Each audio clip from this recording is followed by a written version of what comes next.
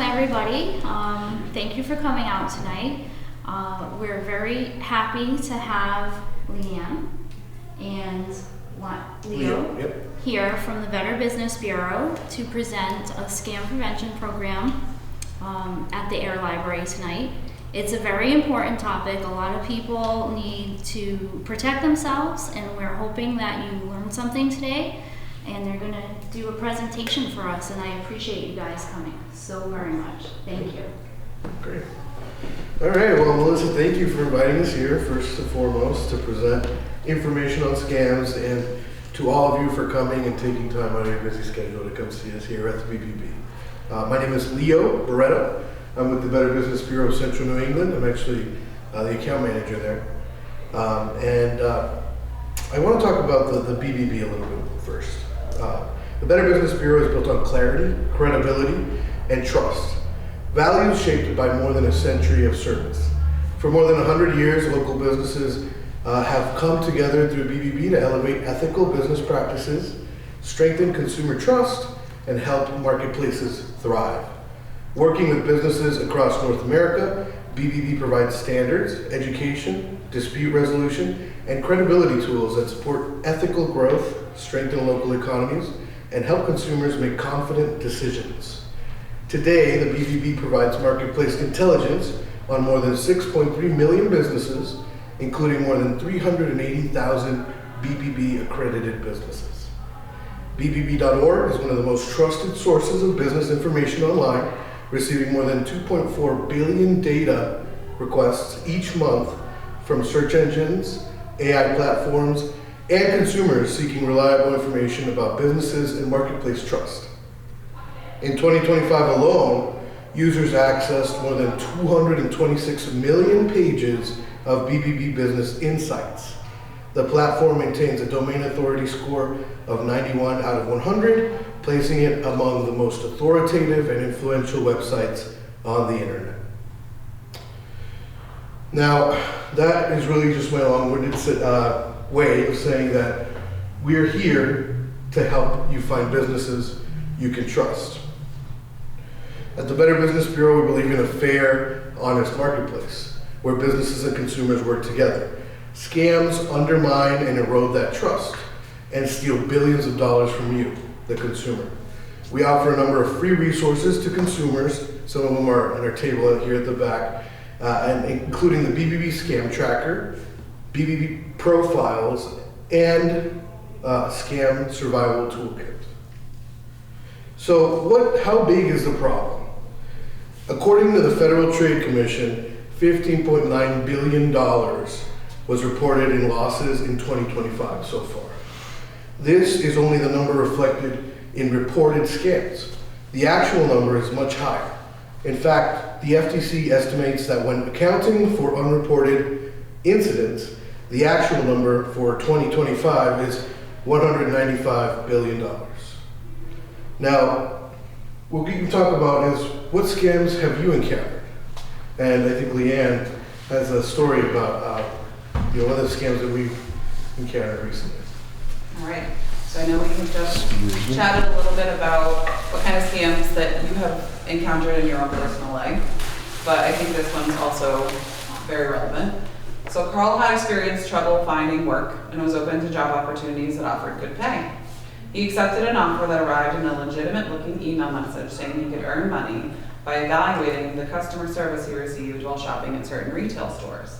The company sent Carl a check for $2,900 and instructed him to deposit the check, and then quickly go to a series of stores to send money orders totaling $2,600 to a specific address provided by the company. After making the wire transfers, he was instructed to provide feedback to the store's employees' demeanor, helpfulness, and so on. Carl's new employer stressed that he needed to fulfill the assignment as quickly as possible. He was told to keep the remaining $300 for completing the task.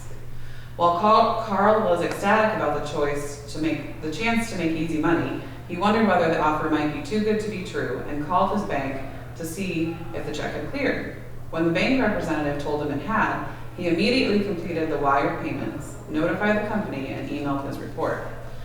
Carl soon discovered that his bank account had been debited for the $2,900, the full amount of the check he had deposited, and he thought had cleared. Bank representative explained to him that the check was fraudulent. In effect, Carl had wired $2,600 of his own money, nearly all the money in his bank account. In recapping the experience, he laughed and faulted the bank. Carl's story highlights several factors that contributed to his experience: his need for income, his wish for easy money, his unfamiliarity with fake check scams, his response to the time pressures placed on him by the scammers, and his belief that the check was confirmed as valid when the bank makes the funds available. So I feel like that's one of the more common scams that people have encountered as well. Any other scams that you guys have encountered? I think we talked about PayPal a little bit as well. We did talk about PayPal. Online payments. Gift card scams. You know, you need to go and buy gift cards, multiple gift cards urgently. What are some of the other, romance scams. Romance scams, right. You know, I'm stuck in another country, I've fallen in love with you. You know, you need to pay my bail, Right. send me home, you know, I got into some trouble, I'll pay you back, I promise. Those kind of situations. Yeah, actually, we're going to go through some examples here right now about scammers. I mean, it's no surprise that scammers target older adults as well as, you know, we talked about younger people as well. Now, the three riskiest scam types by age, here we have 55 to 64, are investment scams, cryptocurrency scams. That's a new one with the crypto. Employment scams. That's, you know, again, a big one that's prevalent. Online purchase scams, you know, PayPal, you know, stuff like that, where it takes you to a different site. And then for our retired adult population here is investment cryptocurrency. Again, investment opportunities, you know, they come a dime a dozen. Romance, friendship, you know, people tend to get older, they tend to, you know, get on dating apps or get on social media and they meet people online, and you never know who you're talking to on the other side of the screen. And then online purchases. And this just goes to show that, you know, when it comes to scamming, there should be no shame. You know, we're all in the same boat because all these scams are really affecting all of us in the long run. Now, what we did see here is that according to findings from the 2024 BBB Scam Tracker Risk Report, adults aged 65 and over had a higher median dollar loss, about $100, than other age groups. They were also more likely to report paying via prepaid gift card or check than other age groups. And we've seen time and time again that checks and gift cards can be a little fraudulent. The top methods of the introduction to the scam, online, 75%. Of course, it's no surprise that most of the online scams happen online. And then through phone, which is phone calls, text, that sort of thing, that accounts for 18.5% of the introduction. Now, some top reasons for engaging. We asked, you know, in that same report, the people who engaged with the scam, why they continued to talk to the fraudster. And here are the top 5 reasons. The number one reason is they seemed official. Now, that's really by far the one we hear the most. These people are trained, they get scripts, they get scenarios for those scripts, so oftentimes they can sound genuine and authentic over the phone, which is really hard to tell. The second one was under time pressure. So a lot of these scammers and fraudsters, they want you to go right away. So, you know, for example, they might black out your entire phone screen and ask for money or anything like that, and that they're taking advantage and putting pressure on you, unnecessary pressure on you. Number 3 is I thought the person was nice. Again, these people are trained. If they seem official and that doesn't work, they might go the charm route and might charm you out of the money and be like, you know, sweet talking their way into your wallet, basically. The fourth reason is I was worried about missing out on an opportunity. There's a rule of thumb. There's a rule of thumb that we go through here at the BBB is that if it's too good to be true, oftentimes it's not true, right? And the last one is they seem to know personal details about me.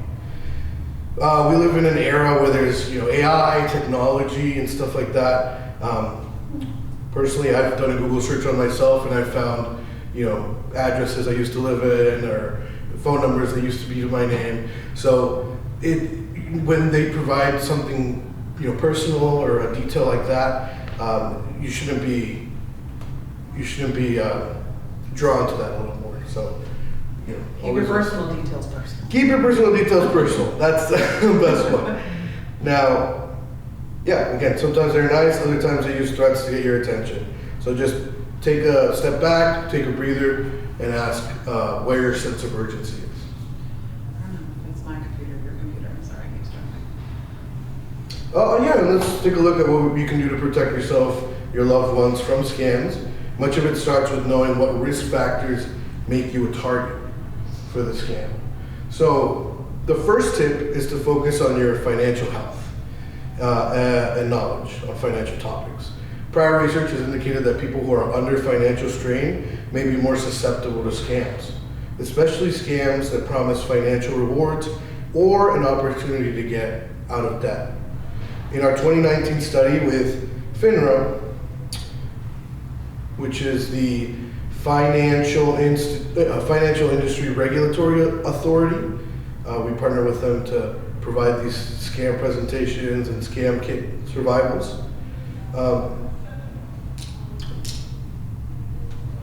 We found out that households making $50,000 or less per year were more likely to engage and lose money in a scam. In addition, those who lost money were significantly more likely than non-victims to show signs of financial insecurity. This included spending more each month than what they made, not having at least $2,000 in savings for unexpected emergencies, and feeling like they were carrying too much debt. While levels of financial insecurity varied by scam type, it is possible that the scams themselves contributed to financial insecurity of victims. Now, while levels of financial insecurity varied by scam type, what's important is to remember that scammers are opportunists. They look for people trying to catch up or get ahead and take advantage of that desperation. So what we do is we provide a really neat tool on bbb.org. It's called the BBB Risk Index. There you can actually type in your age, your income, where you live, stuff like that, to kind of show what scams you're at risk of. Right, we showed a list earlier about employment scams and romance scams. So again, you could type in your age, type in your information in there, and then you can actually see, oh, okay, I'm more susceptible to online scams rather than romance scams. So again, scammers try to isolate their victims. And the key factor to that is that they want to keep you from calling friends, family, or neighbors. This keeps their influence over you and makes you feel likely to do as they ask without second guessing and taking the time to really consider their offer. Yeah, and again, those who engage or lost money, again, had a significantly higher feeling of loneliness. And when you get to social media, again, you don't know who you're talking to on the other side. Now, the role of structural protections. 51% of people who reported a third-party intervention by cashiers, bank tellers, and other vigilant employees were able to avoid losing money. That's a really big percentage. This is why it's so important to listen if someone tries to step in and warn you that you may be experiencing a scam. In our study, we asked people if they had anyone try to intervene and warn them that it may be a scam. And 1 out of every 5 people said that yes, they did have someone try to intervene. And in those cases, about half of them said they were successful and walked away from the scammer without losing money. All because someone spoke up and warned them. This reinforces that the work of cashiers, bank tellers, and other vigilant employees can serve as an important last line of defense. If a worker tries to ask you questions about your check or your gift card, it's probably because they're trained to help you avoid getting scammed. Knowledge is power. 49% that did not engage with a scam had knowledge of scammer methods and behaviors beforehand. This brings us to our final finding that, again, knowledge is power. In the survey, we asked people that did not lose money to a scam what made them walk away. Again, about half of them that didn't engage with the scammer at all said they knew about the methods and the behaviors of scammers, and some said they either heard about the scam type ahead of time or had done research in the heat of the moment to help them know more about scams.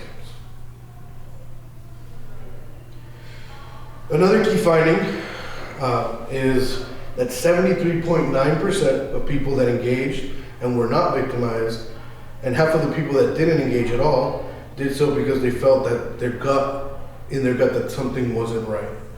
They trusted their instinct that the offer sounded like a scam and walked away. But if your gut is telling you that this is a great offer and you should take immediately, don't be tempted to skip doing due diligence. You should always independently verify the legitimacy of the person or company you're dealing with, as well as the offer. Many offers that sound great are from imposters, people pretending to be from a company or have credentials that they don't have. So instead of clicking the links they provide you, do a search of the keywords, like the person's name, their contact info, make sure the references are legitimate. And this is just a really neat chart of all the behavior types that we tested out. Again, 73.9% felt in their gut that that wasn't right. But if you fall into these other categories, that's not a problem. That's why we do this research, to show the spectrum and just to show how different people react. I will say that if I ever get an email and I'm not sure if it's real or not, I will Google the person if I can find their email address. I'll Google their email address to see if it's a scam. I'll put scam after their email address. I'll try to Google whatever they're talking about to see if there's anything else on the internet. And part of things that might be on the internet are if someone else had experienced a scam like you did and contacted the BBB and let us know that that was a scam. Like I had recently, National Grid, or someone pretending to be National Grid, contacted me and said, we're going to shut your electricity off if you don't pay your bill. Meanwhile, I had just moved and I was like, well, what do you mean you're going to shut my electricity off? Sounded legitimate, passed me on to someone else, and I was like, you know what, this doesn't sound right, this doesn't feel right, trusted my gut. So I hung up the phone and called National Grid, and they're like, we would never do this situation, that was definitely a scam. So then I went online, I think I was at work at the time, went online and I filled out the scam information so that someone else who may be called or may have been in the same situation would potentially have that data before giving someone money. So it's important to report that as well. Yeah, exactly. We're all in here together. So some spots where you can check and double check and verify the information would be bbb.org/scam prevention.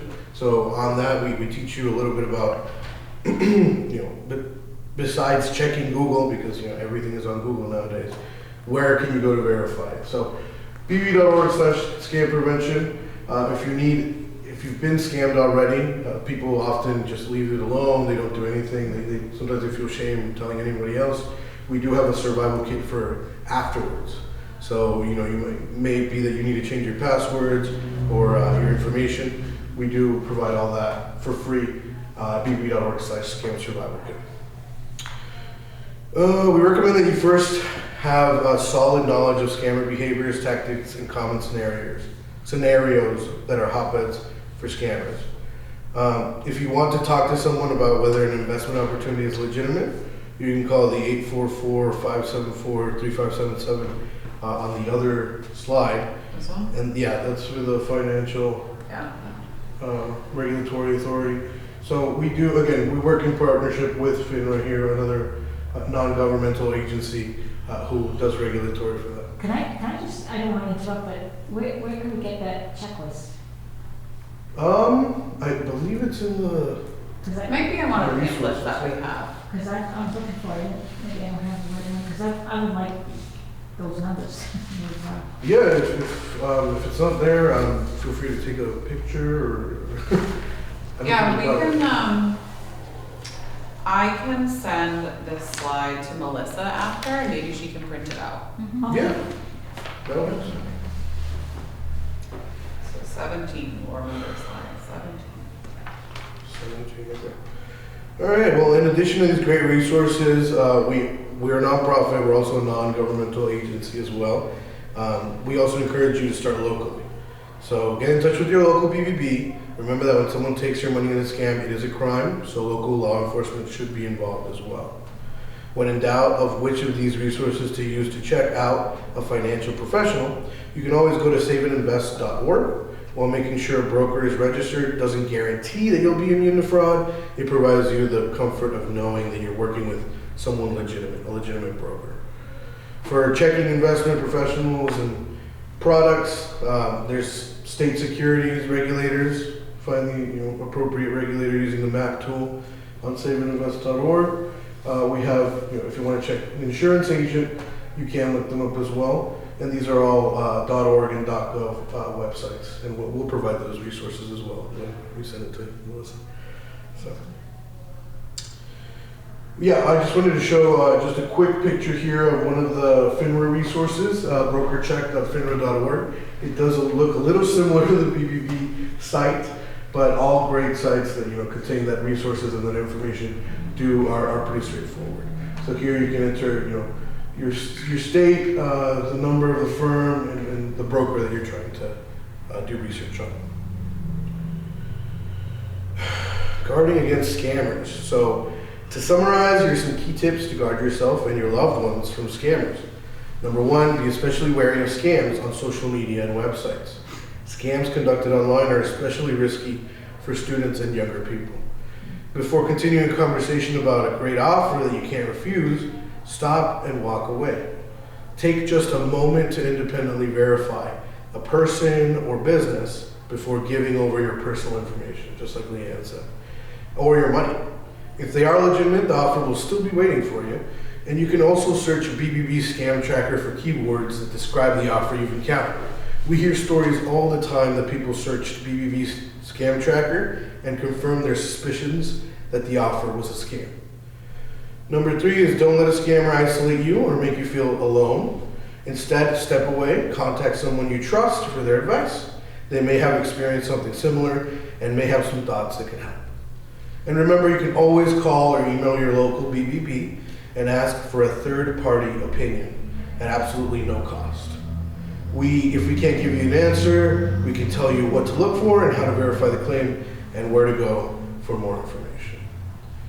Great. This next slide is general tactics that we'll also provide to you as resources. But number one, the offer sounds too good to be true. Talked about it many times. Number two, your pressure to act quickly. Again, that sense of urgency belongs to you, so you should definitely take a step back and do your research. Number three, they tell you not to talk to others. Again, back to that isolation. They want to keep you in check, and you can't allow that, or you shouldn't allow that. Number four, they ask you to move conversation to another channel or platform. That's something that seems subtle, but can be tricky. So if you are emailing with someone and they want to just automatically, get your number or anything like that, that can be a little fishy or suspicious, depending on who you're talking to. Number five. Sorry. No, you're good. Number five, they insist you pay a specific way. We've been around for a while, all of us, so we know that there are different ways to pay and that most of them are accepted. So you shouldn't have to pay in a specific manner. They need access to your computer. That's a big one as well. Your computer is your hub for all your personal information, so no one should have access to that except you and someone that you trust. Number seven, they require an upfront payment. That speaks for itself. An upfront payment, that's a big red flag when it comes to scams. Number eight, you're receiving unsolicited messages. I think we talked about phishing earlier, so that's a big prime example of how you can receive an email that from someone you don't know. Number nine, they ask you for personal information. Again, with the computer, it goes hand in hand. And number 10, the online relationship escalates quickly. So again, that one speaks for itself as well.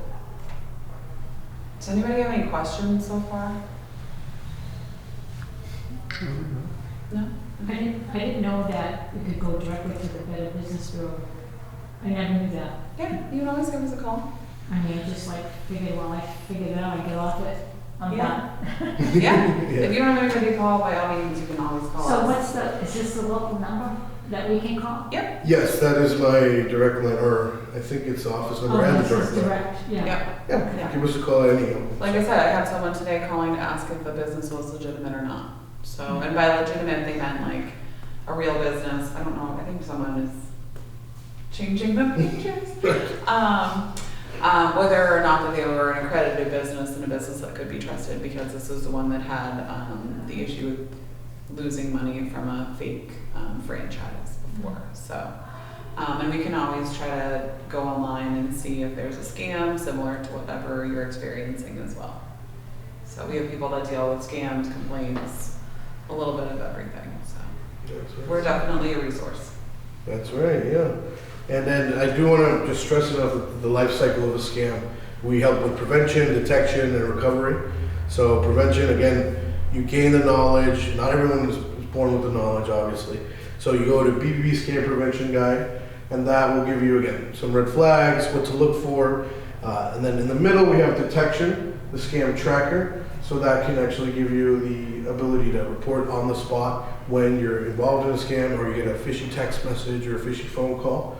And that'll allow you to research the situation. And then, we're all human. We all make mistakes. We all fall for scams, So we're here to help and take action and report that as well during using our survival toolkit. What's really neat about our survival toolkit is actually, I've gotten scammed too, and I'm not really proud to say that. I'm a little ashamed it actually happened. It was a bounce check scam that actually got me. So I lost about $3,000 doing one of those back in college. And again, I was a kid, I didn't know who to talk to. So what's really neat is that this is anonymous. So if you do have shame or if you don't have anyone to reach out to, the BBB is always here to help you with the survival toolkit. Again, this is just a little bit more about the scam tracker. We are a sponsor and we work in partnership with Capital One and Amazon. Capital One has been in the baking seat for a while. We're crowdsourced, so we do rely heavily on reporting. So as Leanne said, once something is reported, someone else can look out for it and identify the red flags. It's searchable, so again, you can search the keywords that you got from an employment offer or an investment opportunity. And we've helped save consumers $38 million so far in 2025. So again, it's completely free, it's interactive, and it's a crowdsourced tool that we provide here. Another really neat tool that comes with that is a heat map, so you can actually see where these scams are happening or being reported in real time. Again, we can report scams, research scams, and protect others using the scam tracker. What's actually really cool is that sometimes on USA Today and those morning talk shows, they talk about the latest scam and whatnot. All that research is actually BBB research. So you're getting it straight from the horse's mouth, so to speak, when you visit bbb.org. This is an example of a scam tracker published report. So this is what would come from you inputting data into a scam tracker. Yeah, I feel like someone's messing with that. I'm not pressing any buttons. I'm not either. But this is what the data would look like being captured. This one says, the scammer contacted my work email, posing as the executive director of my small organization. The scammer used my name and asked me to reconfirm my phone number and be on the lookout for a text from them. Once I received a text, the scammer texted me and told me they were on a conference call, as the executive director often is, and that they would continue our conversation via text. Scammer then said they wanted to reward the organization's employees for their hard work over the last year, and so they wanted me to buy gift cards and send them photos of the gift cards. My assumption was that they were checking to ensure the store properly loaded the cards. They spoke perfect English and said things exactly how my boss would. It was a very believable scam. I will say that this did happen to a company I worked for, where the person called our HR person and was like, oh, I need you to go buy gift cards. I think they bought $2,500 worth of gift cards, and obviously it wasn't a real scam. So the gift card thing, and I feel like the PayPal scams are very real and still going on today. But this is where the data would be captured. It also has a scammer information, which I think is a good call out. So if you were to ever get an email, this is why I always search emails, which I find a little sketchy, just to see if there's anything that's out there. Right, I do also want to notice the subtlety of changing to text. Again, that goes back to changing the method of contact. So, if it was an executive director, they could have just walked across the hall and talked to them, right? but they changed from text, so that automatically should raise a red flag. Okay. This one says, I was offered a remote position and was in contact with this person for days. They made me sign and fill an employment agreement with my personal information on it. Then proceeded to send me a check that was allegedly supposed to cover equipment, but then once deposited and transferred to the vendors that I was directed to send a fund to, the check bounced. My account is at a negative and I was no longer able to contact Linda. So they lost $29.60. It was not a small amount of money. Yeah. So those are also very relevant. Personally, I've also received emails offering jobs and asking for information. We found you on this site, you know, please send us all this information. They seem to know a little bit about you, but then ask for more than you might be comfortable giving. So always good to check and do your research for that. And then this one says, the scammer left a voicemail, identified himself as Brian Lopez with the Special Resolution Unit, pushing for a discussion about taxes before an IRS 2026 deadline, called from an 857 area code on the caller ID, but left a different callback number. So if it doesn't seem right, it probably isn't. I will say a lot of the time it's, you know, you're gonna go to, some of the scams might be you will go to jail if you don't pay your taxes, if you don't get this money. You know, the threats, I feel like we didn't necessarily talk about yet, but that's another one to be aware of, because nobody wants to go to jail for something. They scare you into giving them money. So just be aware of those scams as well. Yeah, and the IRS is a government agency as well as you know, Medicaid and Medicare. So, well, you know what else is a government agency is the U.S. Postal Service. So the IRS would actually send a letter rather than call you or email you for anything related to that. All right, so scam prevention guide. I can't talk it up enough, guys. You know, we have quizzes, videos, research tips, and again, that risk calculator can really show where you are at in the spectrum of what sort of scams you could be susceptible for. The survival toolkit, again, this is kind of like the aftercare, you know, for if you get scammed, again, if you don't have anyone to talk to, we have these resources that have been around for, you know, as long as, you know, almost as long as we've been around, 100 years. So it's personalized for the user. It also goes through mental health resources, because that trauma is you know, it's personal, and it's, again, trauma-informed design. Great, tell us what you think. So this is a QR code. I know we just talked about not trusting QR codes and links and stuff, but we are the BBB, you know, I do have the shirt, so we're all good. Oh, I do have the sign too. So this does lead to a survey. We have been trying to get more into the community of, especially out here in Ayer and these small little towns, Pepperell, Athol. We are based in Worcester, and our service area goes all the way to Pittsfield and then a little bit of Connecticut as well. So if you could leave a feedback for us, that would be more than happy. We'd be more than happy to take that. So yeah, tell us what you think. Yeah, that concludes our scam presentation. I got a quick Yes. question. Yes. I haven't used the QR code Yeah. yet, but I have to download that into my phone. Is that how you do it? No, so you bring up, I did scan this, it does go to a form. You just bring up your camera on your phone, Yeah. and you will hold it close to the QR code, and it pulls up a link, and you click on that. It's a Hold scam. on. It's not a scam, We promise. but yeah, so QR codes are really great. They are essentially an easy way for you to get information digitally without you know, necessarily having to type in a website. So this one goes directly into a form, a survey form that's connected on our back end for our team to collect data. All right, but how do you know it's legit? You know, I see it on That's TV, a really great question. You don't always know. You can always scan a QR code and see what the website URL is coming up and see if it looks unique or sketchy. Also, just because you visited a website doesn't necessarily mean that it's a scam. Like if it asks you for certain things on the website, then maybe don't go ahead and fill Especially that out. personal stuff. Yeah. Right away. Right. Yes, please give me your credit card before you fill out the rest of the form. Might be Give me a a bank account. Yes, all of those things, so, but yeah, does anybody have any other? Yeah, we'd love to hear. Yeah. Do you go to colleges and schools? You should do that. Yeah, Lisa. so our CEO, Lisa Swanson, she has gone to a few colleges, working on getting out more in the community. And I think that there are different presentations for different types of scams. But yes, again, it's happening to everybody, and I think it's important to my know grandkids about. are on their phones and Yeah. they don't know. They don't live with me, obviously.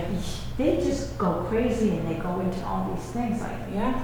they don't know. No, people are very trustworthy, I think, Yeah. in general, as humans. And I think it is an important note to be cautious about what you're looking at and do your due diligence and make sure that your assets are protected and your personal information is personal. Not sharing everything on the internet is not always the best idea, especially when it comes to your information and data. I So. have a question too. Most of these scammers located overseas. I don't know if I personally don't have a great answer to that. I think they are in the States and overseas. Okay. Yeah, it's hard to tell, especially with the, again, technology. They use, what do you call those, hotspots where you can kind of scribble where you are. You know, you could say you're in Russia when you're in Colorado, right? So it's hard to tell. But if if you hear like a call center, if you hear something in the background, that's another big red flag. Again, proper English, grammar, that's a big one. Try to find a site for us in a second. Yeah, but it's always the little things that you have to check for, definitely. And to your point about the schools and everything like that, we're really proud of is our new partnership with the Girl Scouts. We're actually doing a online workshop where they can earn a badge for online safety. And what comes to mind with that is Roblox. That's a game that you probably heard about. I love that one. Yeah, and a lot of people are on there that you don't ever know their age or where they're from or anything like that, and that can be dangerous for small children. I think they're supposed to put blockers in there too, so that they don't get in that certain level. Yeah, and again, technology, with the rise of technology, there's been more of those blockers. Life 360 is a good app because, again, it keeps the family together. You can tell, what speed someone is going on the highway as well. So, it's really nice to be able to use that for good rather than for bad. I just wanted to also go over some steps on how to avoid scams. So I know we touched upon a few of them, whether it was personal on the computer or National Grid or checks, PayPal. So just in general, good rules of thumb are never send money via gift card or wire transfer to someone you've never met face to face. If they use a wire transfer or prepaid debit card, those cannot be traced and are as good as cash, which I feel like people don't always realize. Avoid clicking on links or opening attachments in unsolicited emails.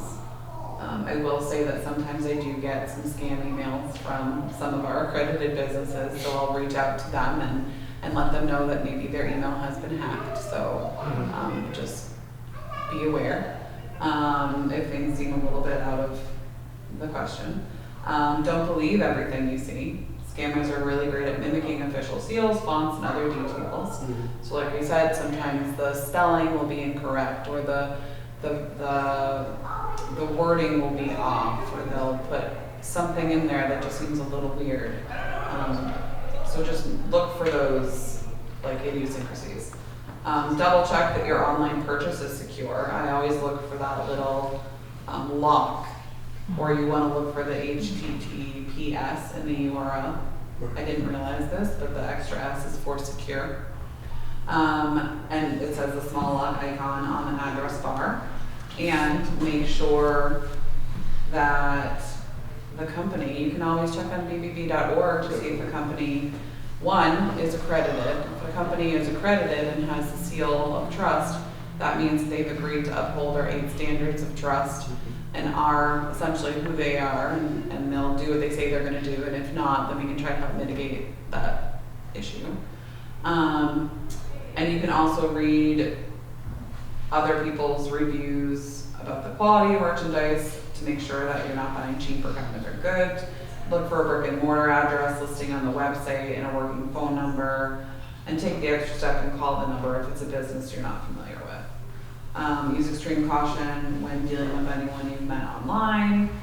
Scammers use dating websites, Craigslist, social media, and other sites to reach potential targets, and they can quickly feel like a friend or romantic partner, but that's part of the ploy to get you to trust them.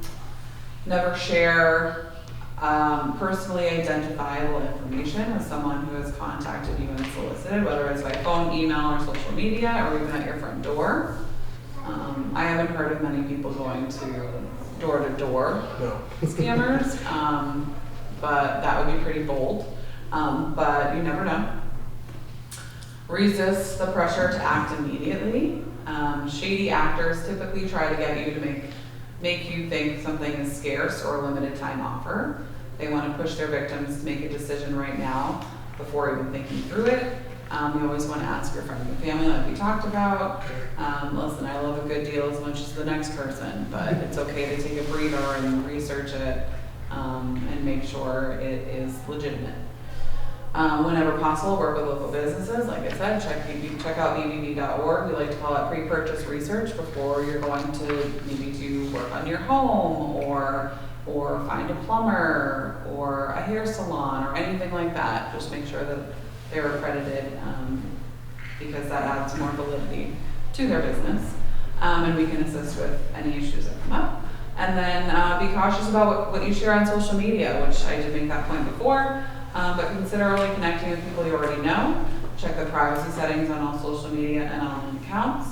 Imposters often get information on social media before they would call you to try to scam you. So if you don't have any information up, that means you're that much safer. So those are all good tips. Yeah, and you can all find this on bbb.org. It's one of our articles. Yeah. I have a comment on what you just said. I have thought of like going to the Better Business Bureau and typing in like say a plumber's name. Yeah. I never would have thought of that because you get referrals from people, but you don't know Yeah. what they like. Yeah. You can also find reviews on bbb.org. You can see if they've had complaints. There are ratings, and there's a whole algorithm that deals with their ratings. But and we are required to report on all businesses for complaints as well. So. Okay, that's good to know. And also government actions. So if they have a government action against them, we report that as well. We report everything on the business, whether they're accredited or whether not. Right. And another thing that people have as a misconception is that I can only file a complaint for an accredited business, or I can only look up an accredited business. No, we have all types of businesses on there, and you can file a complaint for any of them. So definitely. Do you want to maybe pull up a profile to kind of show them what it looks like? Or? Oh, bbb.org? Sure. Yeah. Yeah, because all of that is all at your fingertips. You don't have to create another account like with Google account. They take your information. We don't want that. Go to East Coast Metal Roofing. East Coast Metal Roofing. Someone's heard of that, right? What? East Coast Metal Roofing. They play radio ads all the time, right? On 104.5. So they're actually accredited. And you can see that logo right under their name. This is their logo. So we just recently rebranded. So before it was the torch, and now it's like the triple B, and it has a little torch inside. You can see all of their business details. This is something that you could go on and look. This is what the bbb.org looks like. Type in a business, type in where you're located. If you're looking for a plumber, roofer, whatever it is, you could go through this business. See, they've been in business for 10 years. These are the products and services they offer. Their rating. You could find their rating and more information. Their licensing, that's a big one too. Their licensing. If they're not licensed, they can't work on your Contractors, home improvement. You can find their social media. We always recommend you can find their reviews. Reviews are right there. And reviews can be good or bad. That it's not just good stuff all the time. So, but yeah, you can click on them. You can see if they have any complaints. You can click right here. So 4 total complaints in the last 3 years. That's what, a complaint a year? I think And it's one pretty good. complaint closed in the last 12 months. So we Oh. try to mitigate any issues that arise and allow the business owner to respond to the person who's complaining and try to find a resolution. Mhm. So just because they've had complaints doesn't necessarily mean that that's a bad company, but again, we have to report on them. So, Yeah, we report everything. so it's, yeah. So yeah, just a quick sneak peek of what they do. The reviews are also great. And yeah, we could do any type of business. Let's do a plumber. Plumber, yeah. Here.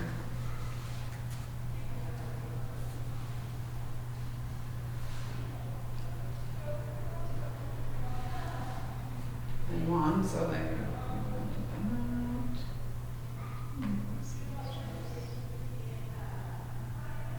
Harvard.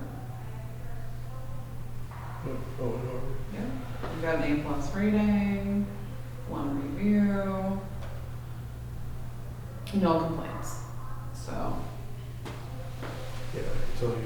a and lot you about can, yeah, you can do research for any kind of business. We have so many types of businesses that are accredited. So yeah, we always tell people to go to bbb.org before you decide to work with a company and see if they're an accredited business and do your pre-purchase research. But all the businesses, you know, all the businesses? Or do they have to register with you? They would have to apply to become accredited. Yeah. Yeah, it's they voluntarily apply Yeah. to become accredited. So not every just because they're not on bbb.org doesn't mean that, again, they're not also a good company. But the people who have agreed to uphold our 8 standards of trust, you know, are trustworthy businesses. So they're gonna stand out in the marketplace and do what they say they're gonna do. Otherwise, they would not be able to be accredited with the Better Business Bureau. And it says it like on their profile? Yep, so it'll have this symbol, this BBB symbol, Better Business Bureau symbol. Right. Probably at the bottom, right? Yeah, there's quite a few plumbers, quite a few plumbers in this area. But it will also show up if they're not accredited too. You can search businesses, you can search plumbers and it would show up as well. So any business can have a free bbb.org profile. Okay. Yeah. But not all of them are eligible for accreditation, right? Yep. Yeah. Any other questions? How does the Better Business Bureau get funded? Is it a 501c3 or is it? Yep, we're a nonprofit. We're a nonprofit. Okay.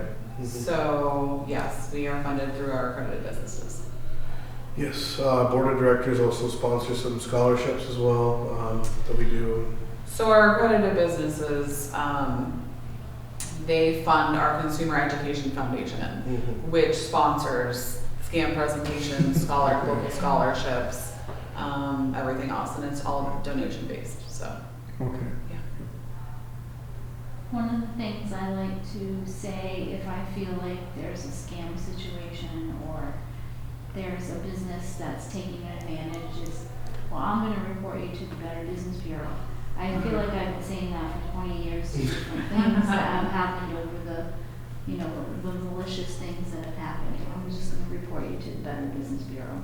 Yeah. And people don't, if they are a scammer, they don't like to hear that. Yeah, that's right. Yeah, I've had a lot of calls with people that we're known more than just complaints, but right now, I mean, complaints is a big deal and a big part of what we do. So yeah, feel free to take down my information. Again, we'll provide this for you. My card is also in the back table. I'm available weekdays from 8:30 to 4. So yeah, feel free to shoot me an email or give me a call. If you have a small business, let's talk business as well. You know, we don't only help consumers, we also help businesses as well. So we want to make sure that everyone is taken care of. What do you do when people are getting confused with phone call scams? And people are pretending to be the fire department looking for funds, and they're asking for your credit card information. Do you advise the person to call your local fire station to find out? I would verify. I would take down their number, maybe ask them for their number and say, you know what, I'm gonna call you back. and then maybe do some research and see if that was actually the local fire department's number. Call the non-emergency line and see if that was a program that they were running at the time. And, or maybe offer to go down in person and give a check or something versus giving a credit card over the phone. That's one that I've seen people falling for, is we're from your local police department. Yeah. We're collecting for veterans. Right. And you want to do good, right? Of course. Yeah, you want to do good. I just think that there's also something to be said about if those companies are legit, they would totally understand, right? You can call me another time. Can you send me, I don't know, well, you wouldn't necessarily want to give them your email, but is there a website I can find more information at? Something like that. Always verify. Right. I like that you brought up the veterans and the collections for veterans and all that. I mean, veterans are one of our most important classes here in when it comes to consumer and the marketplace. Something we didn't touch on is that we also do verification on charities as well. So if you do decide to give to the Red Cross or any other charity, and they're registered with the BBB, they could be accredited, they could be not. They do come up in our yearly magazine issue where it shows where the money is actually going. And that's a big thing for a lot of people that give to charity or give to nonprofits. No, these nonprofits are choosing to uphold our standards, which are double than a regular business. I think they're 12 rather than 6. I think it's 20. 20. But again, we not only check on businesses, but also on charities, because that could be a black hole. You don't know where your money's going. And when I get emails from charities or emails from a credit card and they say click here, I never click on it. I always go and type in the address to the Red Cross or Discover card. Yeah, smart. And that way I know I'm going to the legitimate site and not just clicking on an email that was sent to me. Yeah. Exactly.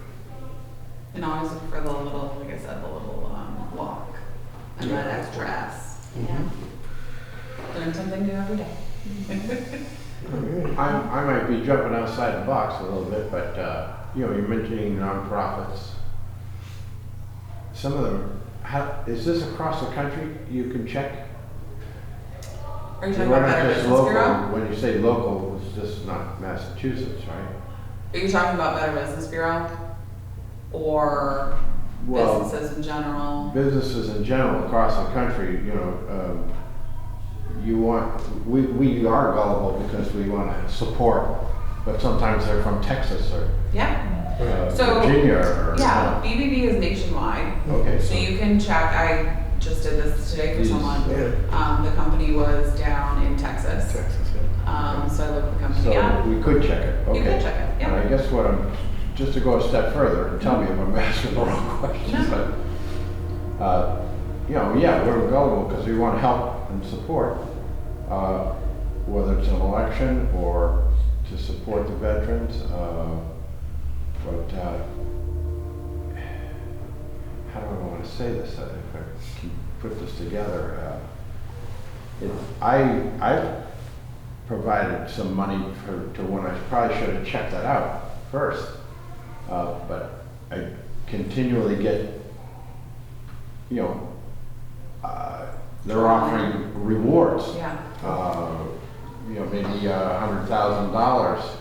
You're in a lottery type thing, but you're sending in $25, but you're going to be in a sweepstakes. And are those legit, or is that where dark money comes from?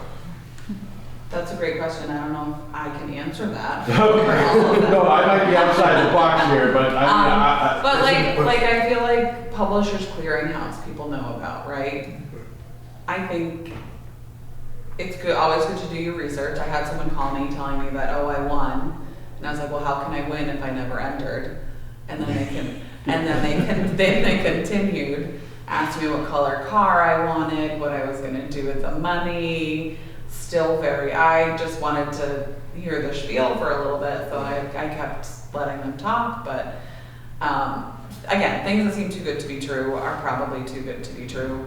And one of these sweepstakes, you send the $25, you think it's over. No, they send you another one to keep you Roll. Yeah, keep, That get could be the a red steaks a flag. little bit better, I yeah. got a whole bag full of them. Oh, Oh no. I don't send back anything anymore, you know? Done without. yeah, This no. was heavy to bring in. Yeah, But the dates keep extending out, and, you know, it's like forever, Yeah. like a year and a half out, and, you know, people, we're generous people in America. yeah, And, it's hard to. yeah, we wanna help, we wanna You're trying- obey. That's what I'm saying, Yeah. yeah, you're trying to help, you know, the police or, you know, to buy a Right. vest or, Right. gee, I feel like some of these are not good. No. And I don't wanna give you names and addresses and stuff, because that could be wrong, but it could be Well, right. you can research and then you can always file, the scam information But I with could go us. through this Yep, program to do that, okay? yeah, go All right, well, online. that gives me a little. Yeah, or give us a Yeah. call. Assurance. Yeah, That well, money's yeah. going to a safe place, regardless of a sweepstake or not. Right. You know, it's Yeah, uh, there may be legitimate ones, but I feel like there may be more that are not. yeah. Yeah. So again, yeah, you can go online, you can research some of the sweepstakes or mail that you've received to see if other people have had the same situation and if it's a scam or not. And then if you do feel like it's a scam or it's confirmed to maybe not be a legitimate company, then you can file. Yeah. some That's where, well, I'll just say this for everyone, you know, I mean, you people are Yeah. knowledgeable and trained on this, but, you know, check is one thing, but gee, a credit card, they could keep charging it over and over until you cancel your card, Yeah, That's right. and They they got can. your money. yeah. My brother-in-law told me, he told me, don't give him a credit card. Yeah. They'll keep on and do it. So, boy, Yeah. it's a lot to, take in. It is. Jeepers. Yeah, they know how to get you from every angle. Yeah. Every day, gee. That's why it's important to, Well, I get political calls too, Yeah. asking for money. Certainly I want to support some of the people, but they don't stop. They have a little place where it stop. yeah. So I never stop. They don't stop. They come back. I know. Again and again. I get 8 a day. Just to follow on it, there are a lot of legitimate charities out there. But I think I use something called Guidepost. Is it you heard that? It's a website. Name escapes me. Over the years I've been using stuff like that. It may be a legitimate company, but they'll tell you how much goes to marketing, how much goes to salaries. It may be legitimate, but you might find out that only 50 cents on the dollar is going to the cause. Right. Even though it's a legitimate charity, but I don't want to give to that. Yeah. I want to make sure like at least 80% of my money is going to the, Yeah, you to be used. or higher. Yeah, you know what I mean? Yeah. Right. Yeah, again, it's Yeah. important to do your research before you donate and give to anybody. So it was a good call out about the charitable Yeah. foundations. But there are resources out there for you. So before Okay. you All right, that's before you good make to a know. decision, always, Well, that's why I came in too. Yeah. Find some, Great. how to get my act better together.